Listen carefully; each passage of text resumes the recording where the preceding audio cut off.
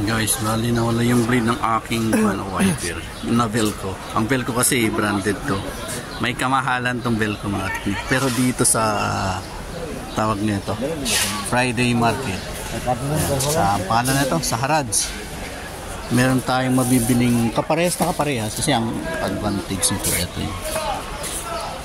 yung hindi siya metal, kundi kaya parang plastic rubber lang siya. 1KD lang, mura lang, 1KD lang. Nga lang, hindi parehas tong size ng isa. So, okay, bilhin na lang natin kasi magtatag-ulan na.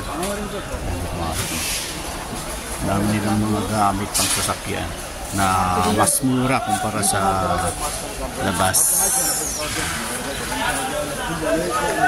So yung mga teknik, ito yung ating papalitan dahil natanggal na yung kanyang pinaka blade, oh.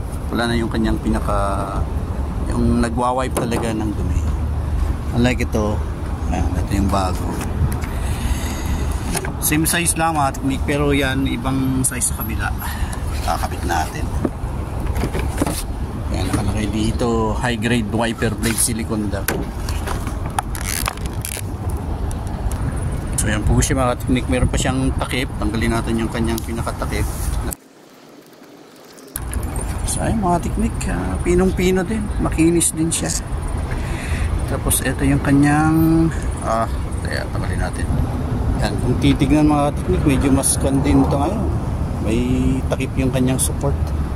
Tingnan natin. Ayan, pasok natin ng ganoon. Tapos yan mga teknik, kailangan magsuot.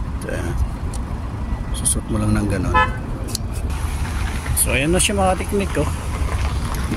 Ayun. So yan mga teknik, check natin. Maglagay tayo ng tubig.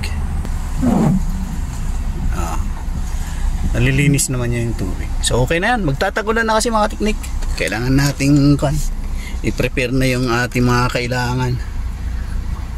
Magtatagulan na. So okay, hanggang dito lang tayo mga teknik. At ayan, nakatipid tayo dahil napakamura kumpara dun sa mga branded. So okay na po tayo, thanks God, at nakatipid na naman tayo. Ganun talaga gagawin natin, na magtipid hanggang maaari.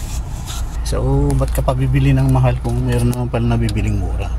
Sanda kasi rito yung kanyang pinaka frame, hindi siya metal, parang plastic silicone na rin siya. Ayan.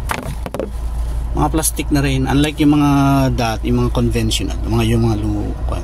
Do marami pa namin ngayon. Nga lang, mas mura sila. Metal kasi yung pinaka frame, kaya kung natanggal na yung pinaka silicone, yung pinaka blade niya, gagasgasan niya ngayon yung ating windshield. So yun lang mga teknik, at hanggang dito lang tayo. More power and God bless.